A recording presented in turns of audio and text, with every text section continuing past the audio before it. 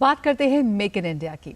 स्वदेशीकरण और घरेलू उत्पादों को बढ़ावा देने पर ध्यान देने के साथ भारत की आत्मनिर्भर भारत पहल ने गति पकड़ ली है। इस परियोजना के तहत मेक इन इंडिया योजना ने रक्षा विनिर्माण क्षेत्र को बदल दिया है। सरकार का लक्ष्य स्टार्टअप और एमएसएमई के समर्थन के साथ 2025 तक रक्षा और एरोस्पेस क्षेत्र में 25 अरब डॉलर का कारोबार हासिल करना है, जिससे रोजगार के महत्वपूर्ण अवसर पैदा होंगे। आत्मनिर्भर भारत भारत सरकार की महत्वाकांक्षी परियोजनाओं में से एक है। ये परियोजना अधिकतम स्वदेशीकरण पर जोर देती है और बाजार में भारतीय उत्पादों को बढ़ावा देती है। इस परियोजना के तहत भारत सरकार ने मेक इन इंडिया योजना शुरू की, जो भारत में विनिर्माण इकाइयों और संयंत्रों की स्थापना को बढ़ावा देती है। इसका उद्देश्य आयात पर निर्भरता कम करते हुए निर्यात को बढ़ावा देना है।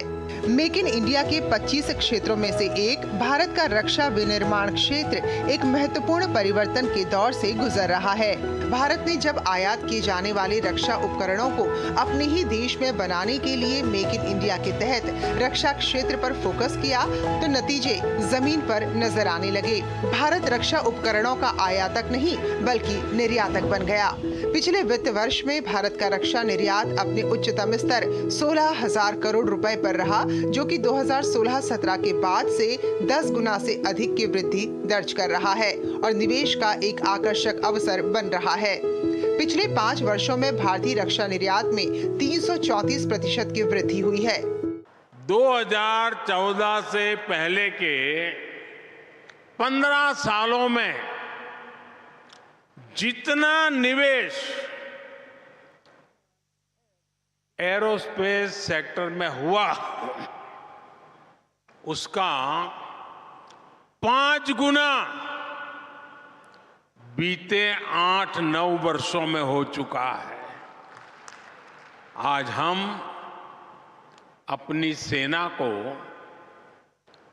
मेड इन इंडिया हथियार तो दे ही रहे हैं, बल्कि हमारा डिफेंस एक्सपोर्ट भी 2014 की तुलना में कई गुना ज्यादा हो गया है। भारत सरकार ने रक्षा और एरोस्पेस क्षेत्र को आत्मनिर्भर भारत पहल के लिए फोकस क्षेत्र बताया है और 2025 तक 25 बिलियन अमेरिकी डॉलर का कारोबार हासिल करने के लक्ष्य तय किए हैं। भारत में लगभग 194 रक्षा तकनीक स्टार्टअप्स हैं, जो देश के रक्षा प्रयासों को सशक्त बनाने और समर्थन करने के लिए नवीन तकनीकी समाधान तैयार कर रहे हैं। रक्षा विनिर्माण क्षेत्र में निवेश के लिए स्टार्टअप और एमएसएमई को प्रोत्साहित करने के लिए वित्त वर्ष 2023-24 में 1,500 करोड़ रुपए का बजट निर्धारित किया गया है। इससे करीब 2 से 3 करोड़ लोगों को रोजगार भी मिलेगा। भारत सरकार देश के भीतर रक्षा उपकरणों के उत्पादन को प्रोत्साहित कर रही है। स्वदेशी उपकरणों की खरीद को बढ़ावा देने के लिए भारत सरकार ने उनकी एक सूची जारी की है, जिससे भारतीय कंपनियों के लिए इन वस्तुओं को बनाने की अनुमति प्राप्त करना आसान हो गया है।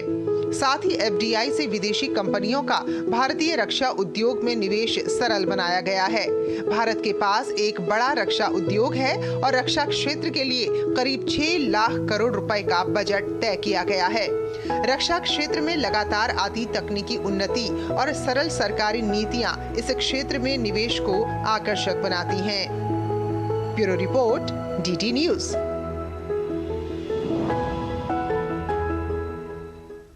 और आइए अब नजर डालते हैं कारोबार जगत से जुड़ी कुछ और अहम खबरों पर फटाफट अंदाज में।